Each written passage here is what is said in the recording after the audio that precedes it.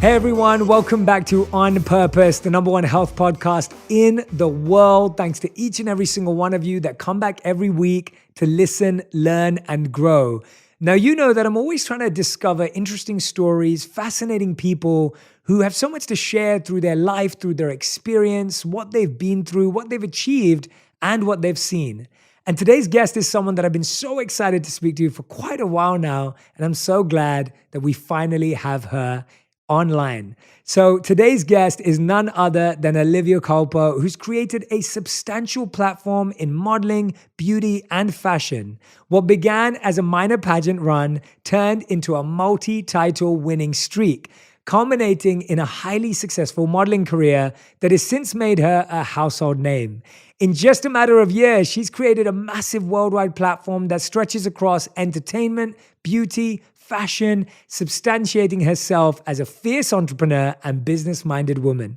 In August 2017, Olivia opened the restaurant Back 40 with her family in North Kingstown, Rhode Island. Welcome to the show, Olivia Culpo. Olivia, thank you so much for doing this.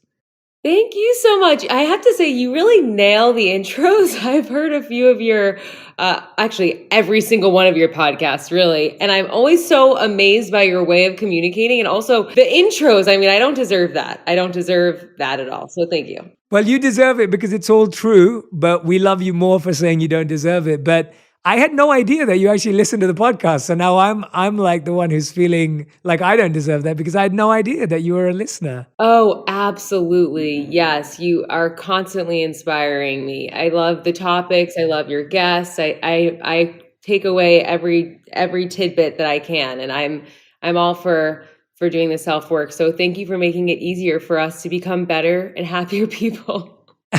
Oh, you're the kindest. Thank you so much. Well, I want to dive straight in because I have so many things I want to talk to you about.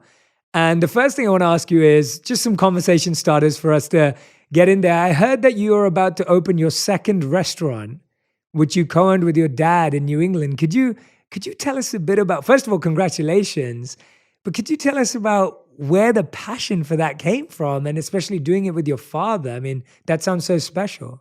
It is really special. So I come from a big family. I'm the middle of five, and my dad and my mom both started their career as professional musicians, and that's how they met. My dad had five kids when he was like 32, and he really didn't know how he was going to be able to support us and give us the life that he wanted us to with his salary as a musician that was non-existent because he wasn't getting hired. So he had to put things into perspective, and he started as a bartender.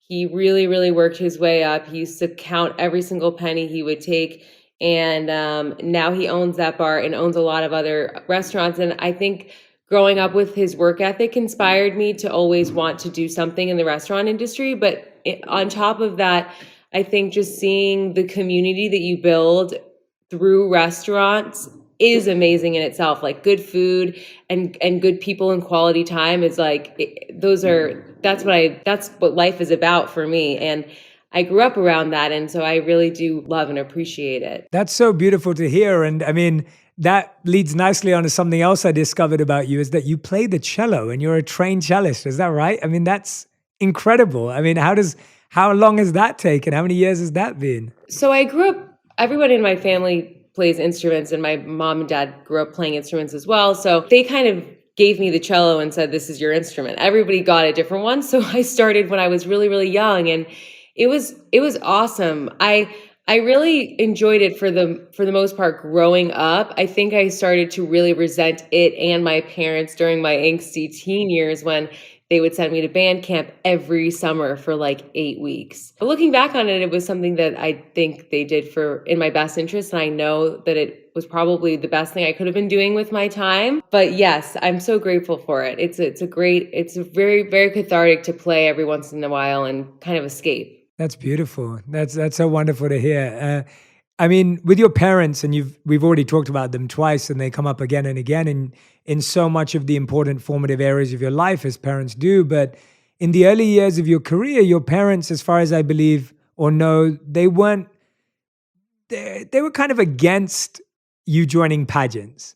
And I want you to share your experience during your first pageant competition, if you don't mind sharing that with our audience. Yeah, it was tough. Well, I was studying communications and acting in college, and I had this itch to just I wasn't enjoying college. I didn't feel like I was where I wanted to be. I wanted to just do something that would impress myself, I guess, in a way. So I really wanted to work on my stage presence. I wanted to have an opportunity to just grow in any way. So I told my parents I wanted to do this pageant, and you have to pay to get in. They wouldn't pay for anything. They wouldn't help me with any of my training. My mom refused to go to the to the Miss Rhode Island preliminaries. They just thought it was a big, I don't know how to say this without sounding horrible and offending people, but they just didn't think that it was the best use of my time. And they also didn't realize why I was pursuing cello as my hobby. I think that's really what got them. To them, it felt very vain that I would think that entering this pageant would help me as much as maybe entering an orchestra or like trying to get into a symphony, for example. So they didn't understand it, but they came to because they had to. Is your relationship with your parents always been like you ask for forgiveness, not permission? Or did that evolve over time? How did you get that confidence as a young woman to just be like, well, this is what I want to do and I'm going to learn this? Like, what gave you that? I think a lot of people today, a lot of questions I get is a lot of insecurity where people are like, well, my parents don't agree with it, or my brother or my sister don't agree, or I don't have support of my family. How were you able to do something that can be quite challenging as a young person? Oh, absolutely. And I think when you're working toward any goal, it's so important to preserve your sense of self and your confidence. And I protected myself. I didn't tell anybody that I was doing this. I did not tell a soul. Nobody knew. I was just working out, working on my public speaking. My I didn't know any of this stuff. I grew up as a band geek. I didn't even know how to put on makeup. It wasn't really something that came supernatural, believe it or not. So I just did the work, and I didn't expect it to go anywhere. Yeah, and so it kind of took a form of its own, but it was never something that I sought out for. Yeah, no, absolutely. And I love hearing that because I think I align with you very closely on that. That when you're trying to do something that is different, chances are it's better to be quiet about it, because if you tell everyone, there's probably going to be so many opinions and ideas and expectations that then you kind of get yourself out of it because you get so scared. And so I really resonate with that. That makes a lot of sense. You mentioned, Olivia, confidence there. I wonder what made you confident back then and what makes you confident today? Has your definition of confidence changed? Has being confident changed for you as you've had all these different experiences in life, of course, as you've grown as well? Well, I think everything comes down to just really working on your relationship with self. And I think that being confident is very hard. I think that you really have to work at it. And that can mean different things to different people. For me, I get my confidence, and I had my confidence back then as well, from journaling and quiet moments with myself where I really feel like I'm tapping into source energy or God or whatever, or the universe, whatever you want to call it. But I think that we don't really, I personally believe we don't really get through life alone. And you have to try to connect to whatever you think is out there that brought you here. But that's not what everybody agrees. But for me, I really find my peace and my understanding of where I'm supposed to be from those quiet moments with myself where I'm meditating, praying, doing affirmations, giving thanks, even. And is that something that's always been a part of your life, or was that something that you discovered along the way? When did prayer, meditation, all those beautiful things you mentioned that I know our audience also loves and our community loves, when did that get introduced to your life? Was that something that you had from your parents, or was it something you learned along the way? My mom is very Catholic, so I grew up and I went to an all-girls Catholic school. So I think I always believed in the power of prayer. But I started transcendental meditation when I was 18, and that was around the time that I all of a sudden my ambitions felt possible, and I wanted to get out of Rhode Island. I wanted to get out of school. I wanted to do something bigger than I ever thought I could. And to me, that did manifest into this pageant, which looking back on it, I'm like, I wonder, I don't know. I wonder how I got there. I still don't really completely understand. But for me, yeah, it really is something that transcendental meditation helped me a lot and continues to help me a lot. I felt very grounded and centered in decisions, and it was a very formative experience. Learning TM was a very formative experience for me. And I'm fascinated, who introduced you to TM? Like, where did that come in to be in your life? Of course, TM has been around for many, many years. It's an incredible practice. So just how did you even interact with it? How did you come across it from your background in your childhood, which was obviously different?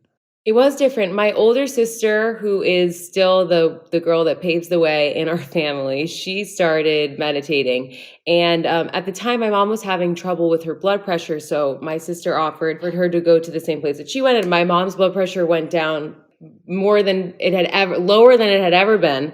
And then we all felt very centered and we would meditate together. It was a really lovely time. And the habit is obviously, it's a hard thing to keep up with, but I'm so grateful to have the tools. And I would encourage anybody listening to just look into whatever form of quieting your mind you want. It doesn't have to be TM. It was just the one that I was lucky enough to have my sister introduce me to. Yeah, no, beautiful. And do you have a space? I know I recently saw the feature that you had in Architectural Digest. I was wondering, is there a space in your home that you like to pray, that you like to meditate, that you like to do affirmations? Or are you one of these people that can do it anywhere and everywhere? I really try to do it anywhere and everywhere, but yeah, I really, really try. I think that's part of mastering it, that sounds so intimidating and horrible. I don't want anybody to think that it's anything that you can't do in a specific spot, but I think the idea is having the opportunity to escape wherever you are. Having that understanding is such an escape in itself, because you can be in a very stressful situation, just be like, hey, I need to go to the bathroom, and you can take 3 minutes and just center yourself. Or you can be on a plane on your way to somewhere you don't really want to go, or maybe you're anxious traveling, I don't know, or maybe you're in a room full of people that are just bothering you. You can quiet your mind, and it's a tool that takes time to definitely harness, but it does get easier, I will say, which I'm sure you know all about. I know that you're a big meditator. Is that a word? Yeah, no, definitely. But no, it's, you know what I find is just, I love sharing notes with fellow meditators and people who have found their own way to something or to an idea or to a practice, because I feel like we learn so much by hearing how different people are applying it. And I couldn't agree with you more. I think meditation and mindfulness and all these practices are tools, like you rightly said, that we need to use when we need them. You know, when we're stressed out, when we're going through pressure, it can't just be something that we do in one space in our home. I wonder, Olivia, with what we were speaking about earlier with confidence, and I think you explained it really well, what would you say is one of the biggest insecurities that you have overcome or that you're working through? Because I think people may often look at someone like you and be like, oh, she's perfect. Her life's perfect. Like, she doesn't have insecurity. She doesn't have, but as we all know, as natural humans, each and every single one of us has those. What's something that you think you've had an insecurity about that you've worked through or broken through or are trying to work through? Trying to work through is definitely my scenario. You never arrive. We're all on a journey, right? So there are so many things that I'm so insecure about. I think that I feel a lot of pressure with the term influencer, which I'm referred to quite often. And I feel as I have overcome that. For some people, influencer can have a bad connotation. For me, it's actually empowering, but it's also a lot of pressure. And I think my insecurity could also come from me thinking, okay, I have to be a certain way. I have to do a certain thing, or else people are going to think that I'm not taking responsibilities as seriously as I can. And then there's the other side of me that's like, wait, why does everybody hate influencers? I don't know, because a lot of people do have a bad taste in their mouth about that term. So yeah, that can be really challenging. And that's something that I do work through, and I have found ways to work through. I mean, just gratitude, being so grateful for every opportunity I have. And I think I've always been the kind of person that if there's a door, I walk through it and I see what what happens from there. And I really do take my opportunities seriously, and I'm very grateful for them. But it can be challenging when there are things that people say about you that might not necessarily be true, or you have a hard time understanding and remembering who you are because people are telling you that you're a certain way. I feel like that's a different insecurity, but I think that's more just having a public life. People will say things about me all the time, and they'll say, even to the extent they'll say I've dated people that I haven't even dated. And it can be challenging because you have to have the self-awareness to understand that that doesn't necessarily matter, and what people write about you doesn't have to define you. And it's also something that everybody who decides to have a public life has to go through. So to me, these are things that I work through. I don't want to get into the specifics of what people write, but Yeah, no, I wanted to hear from you what you're experiencing, because I think from the outside in, it always looks like everyone who has a platform has it all together.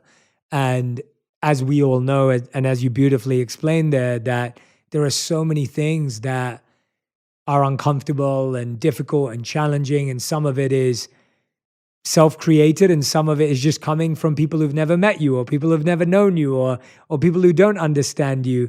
I guess, who do you think in the world, who are the relationships that you turn to for feeling understood, for being connected? Who are the people in your life that you turn to for those open, honest conversations? oh, definitely my sisters. I have two sisters that I'm very, very close with.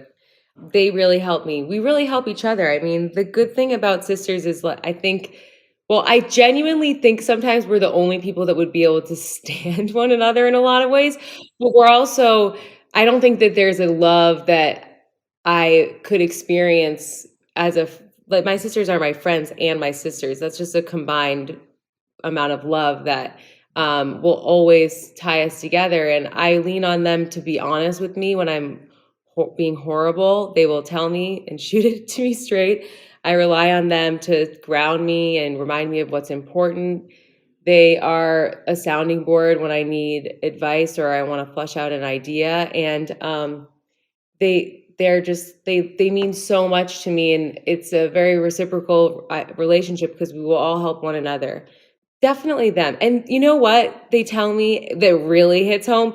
Get over yourself. Nobody really cares. And that helps me. That helps me a lot, honestly, because it is true. At the end of the day, we're all here in life. There's a journey, and we're so blessed to be on it. And yeah, I really try not to sweat the small stuff. That's why it kind of took me a minute to think of, like, what's really ruining my day today. I try not to think about those things because I can't believe how blessed my life is. And I really try to lean into that. And I love hearing that, because we all need to be reminded to not buy into our own hype, whether it's positive or negative. And it's always wonderful to have family and people that you trust and love that can say that to you. But tell me about some of those rituals. How do you get into that mind space? I mean, what you just said is so powerful. Like, you're like, I don't even let that, I try and avoid having that thought come into my mind. What are some of your daily rituals and practices? Could you walk us through those that have really become important for you? They don't have to be things that everyone has to do or everyone will love, but what are those things that are important to you? Well, I personally think affirmations can be really, really, really transformative. One that I say a lot is, I am safe and secure within myself.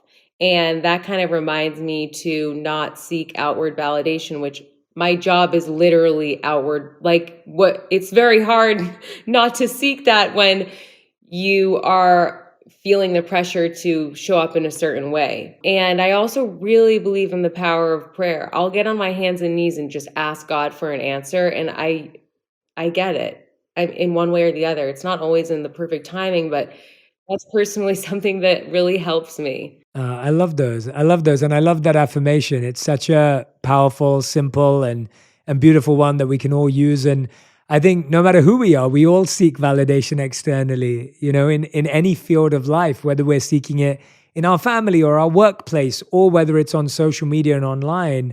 We're constantly looking for safety and security from outside of ourselves. But we all know that we can only really find it inside of ourselves. And that, that's where truly lies. You've talked really openly, Olivia, about your journey with endometriosis, and you speak very openly about this, and the endo finder. I was wondering whether you could share with us about the diagnosis process, the treatment journey, tips or advice you have for young people who may not be aware fully of what it is. Absolutely. Well, endometriosis is basically when the uterine lining, every month a woman sheds her uterine lining. Endometriosis is when the uterine lining grows outside of the uterus. So it could really be anywhere. It could be in your appendix, kidneys, liver, diaphragm. They've seen it everywhere. So it can be very, very painful. The real kicker about endo is that you can't diagnose it through an ultrasound. It's a very hard thing to diagnose. So a lot of women find themselves in excruciating pain for their whole lives. Or, in my opinion, worse, they don't experience pain because their endo is in a place where there aren't a ton of nerves. And then they want to get pregnant and they're unable to get pregnant because they have this disease has wreaked havoc on their eggs. So it can be really, really isolating. And I've decided to lend my platform to it to help people in that and have a voice for the women who feel like they weren't heard, because the average diagnosis for endo is about 8 years because it's so hard to find. Like, you have to go into surgery to find the endometrial tissue. It's not going to show up if you go in for your, pap smear or ultrasound or, you know, I think maybe sometimes they can see it in a CAT scan, or sometimes you'll have a blood-filled cyst called an chocolate cyst, which is like an endometrioma, and that can be attached to your ovaries, and maybe they can see it that way. But it's very rare that, I mean, not, yeah, it's rare that that would happen. And a lot of women really suffer. And I wanted to lend a voice, and I wanted people to be able to know what to look out for so that they're not, in their late 30s, early 40s, or even in their 60s saying, I could never get pregnant and I never knew why. It's like, well, that could be why. It gives you answers.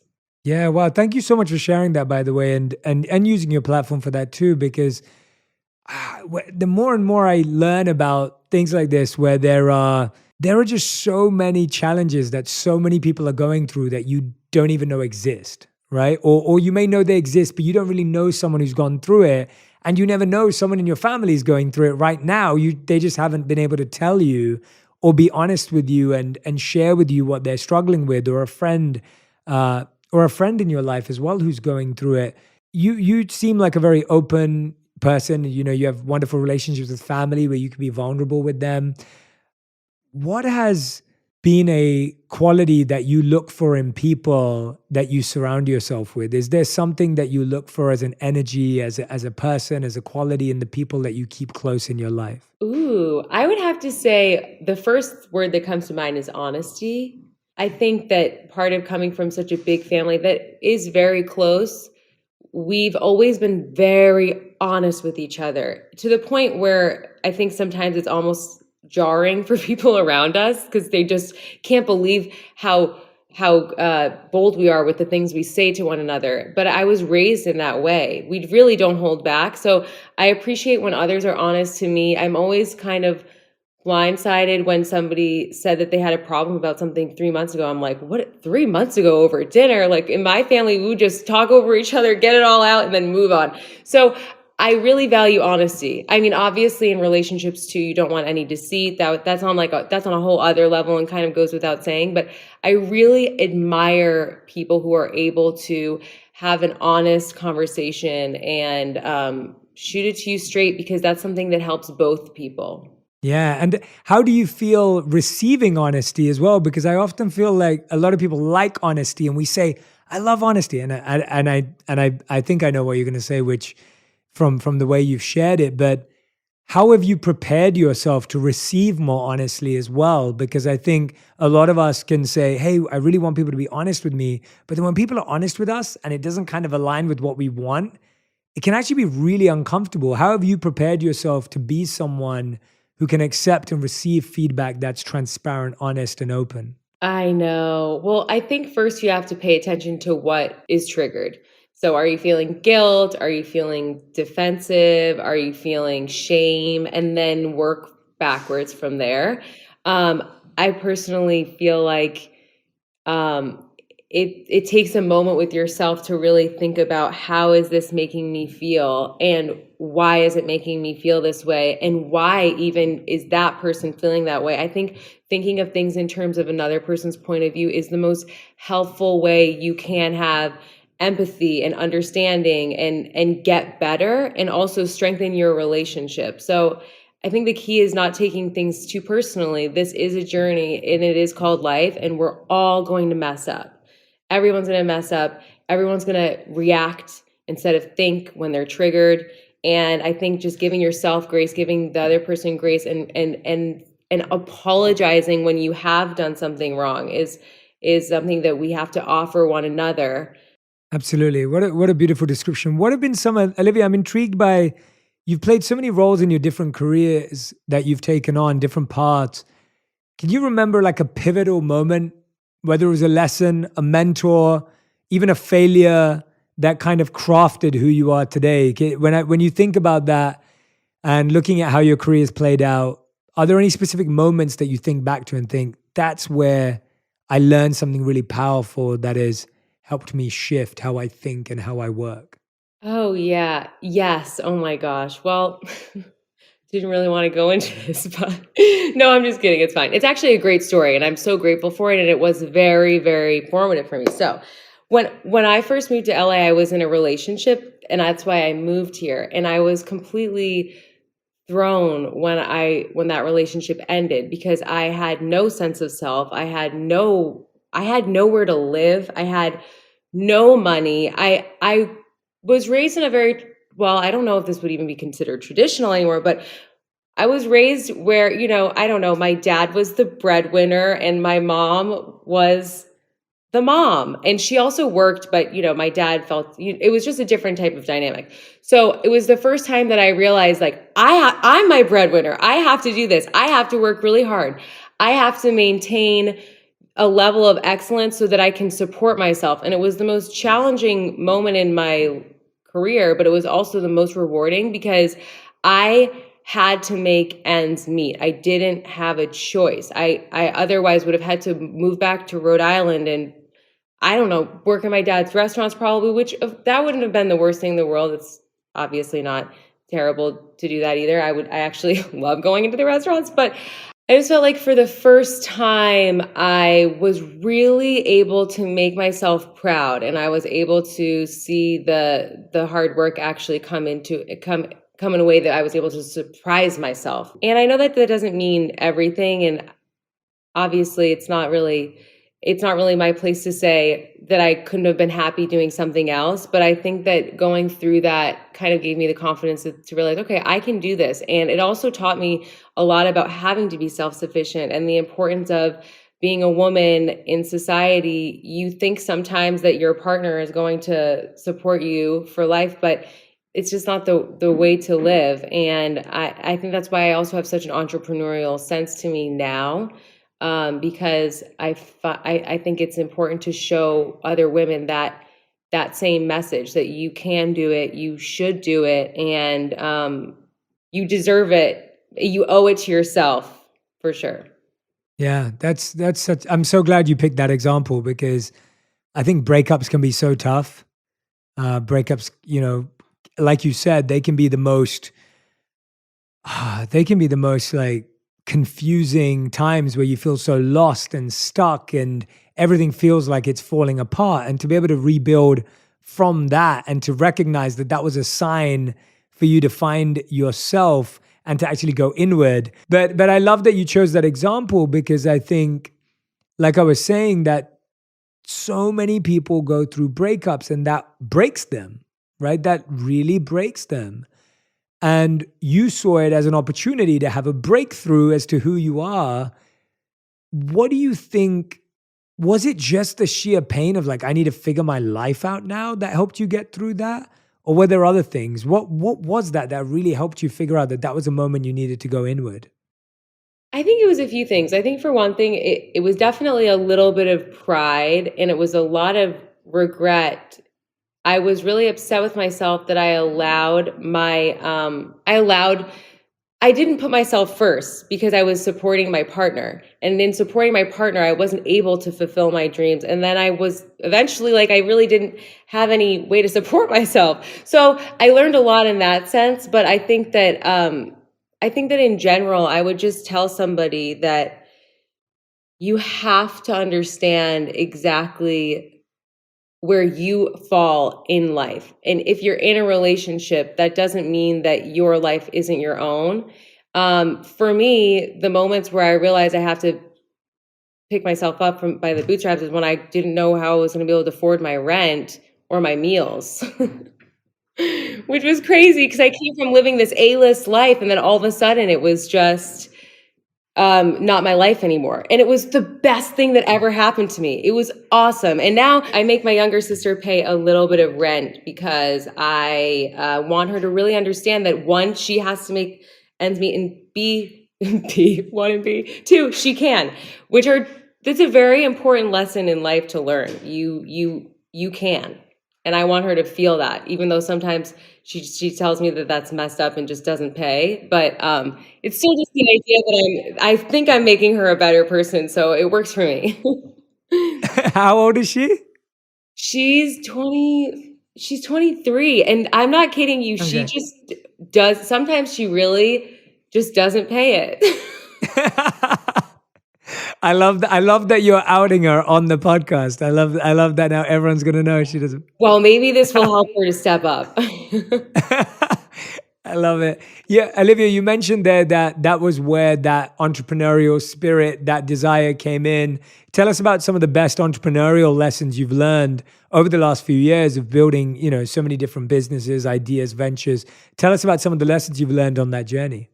Well, I think the first thing I've learned is that it's really, really, really, really hard. And you have to be willing to put in the work. I think that I've always been the type of person to go above and beyond in terms of in terms of the time that I lend to certain things. I'm very thorough, and I can't really in good faith always say no to an opportunity. And to some people I've gotten before, like, oh my gosh, she's so thirsty.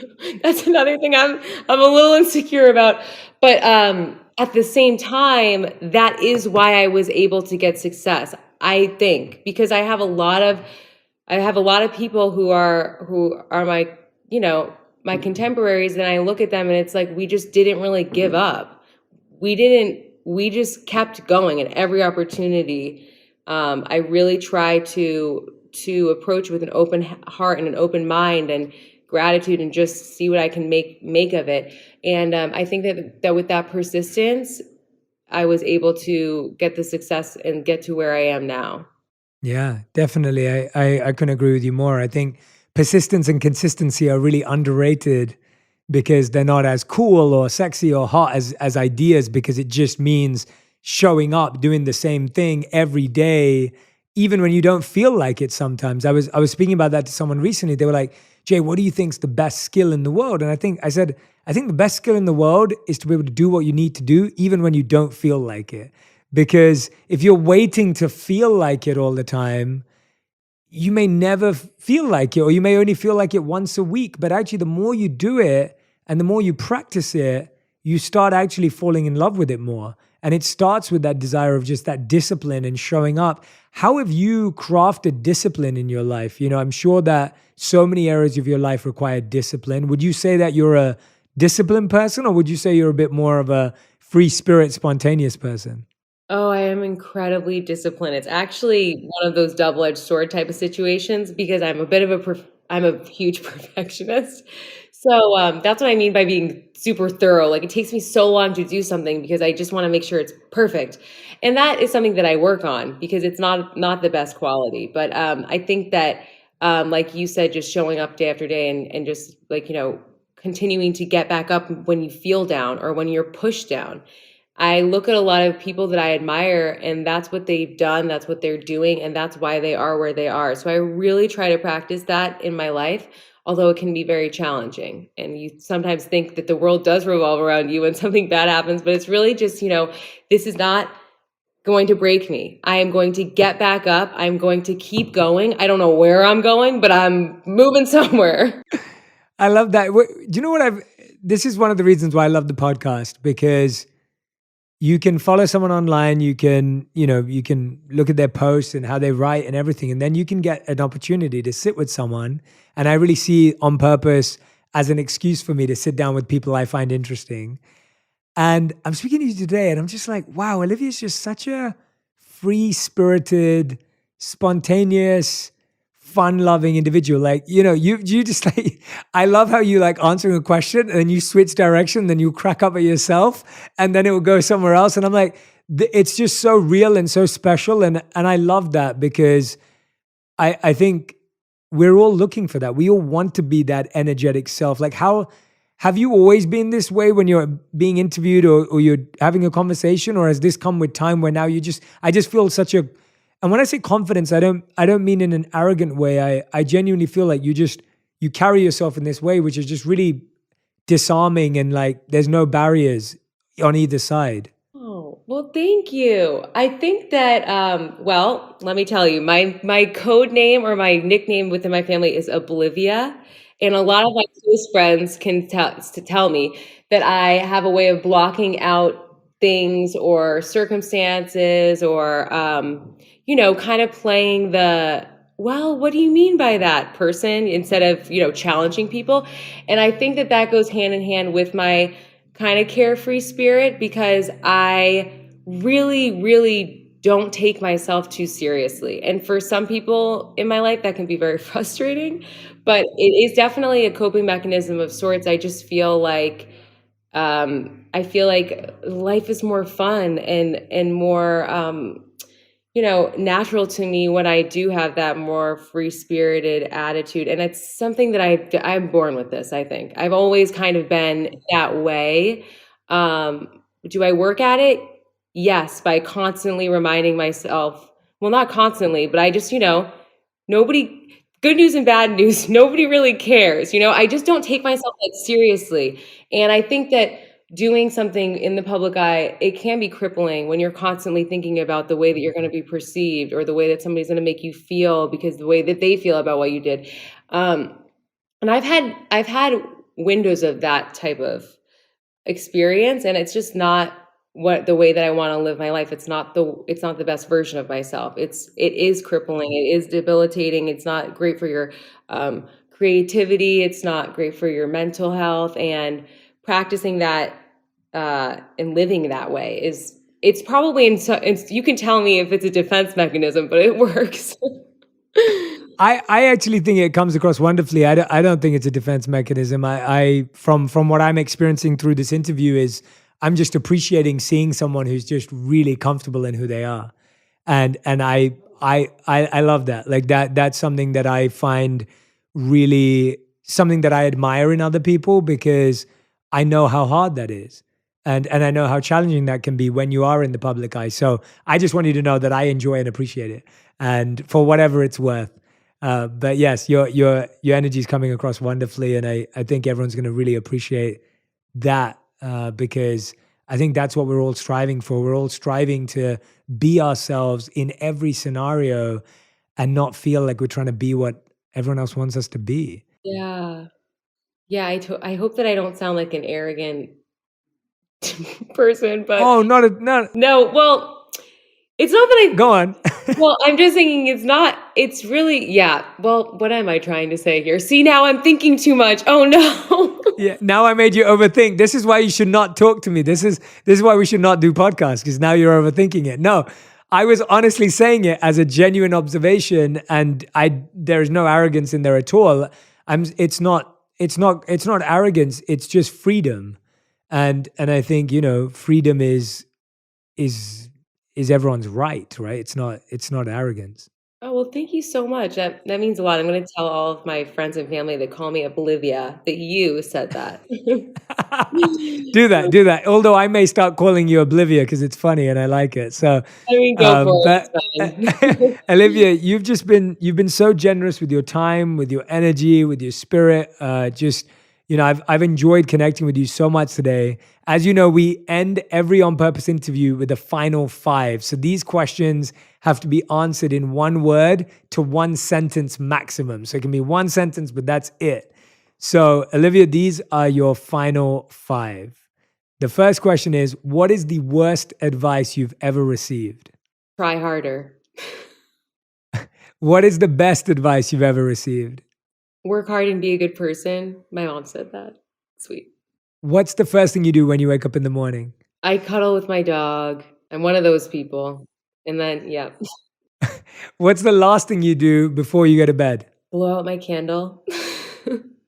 Can't forget that. And the fifth and final question, if you could make one law that everyone in the world had to follow, what would it be? Well, I think that smiling, okay, this is a one sentence thing. Everybody has to smile for at least an hour of their day. No, I just think if people smile more, they'd have better attitudes, they'd be happier, they'd make better decisions, we'd have a better life, and therefore every other law that was ever forced or not forced, but voted upon would be a positive change for the world because smiling is proven to make you happier. Absolutely. That is a great law. We have never had that. So that's why I love that answer. And I think you're spot on. I've smiled a lot during this interview. I think smiling is one of the most underrated things in the world. I know what you mean. You're not asking us to smile for an hour and hold it consistently. You're just saying No. overall, overall throughout Throughout your day, the day. smile more. Have you ever been in a really bad mood and then you are told to smile and it just completely lifts you from that moment? Yeah. Absolutely. Absolutely. So I think maybe it would just raise all of our energy collectively as a species. Yeah. I love that answer. Olivia, is there anything I haven't asked you that you want to share? Something that's on your heart or your mind that you really want to share with our community today? I just want to say thank you so much for having me and for the platform that you have and use to make us better people, because I really do believe that. You're very inspiring, and I'm very happy to be a part of it in some way. No, thank you, Olivia. Well, I'm humbled and I'm grateful. And I know that after listening to this episode, everyone's going to be smiling a lot, laughing a lot, and experiencing that joy that you shared with us today. So thank you so much. And I look forward to meeting you in person one day. And thank you to your whole team who's been wonderful to work with. So thank you so much. Oh, of course. Thank you so much.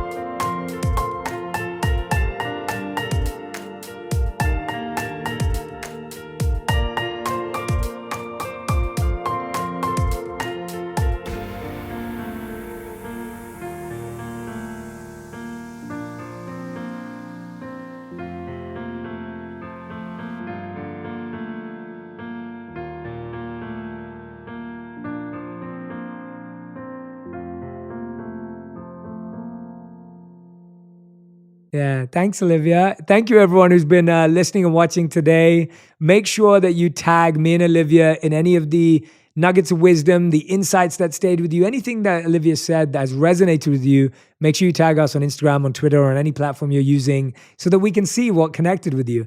Thank you, everyone. We'll see you next time. And a big thank you to Olivia. Olivia, thank you so much.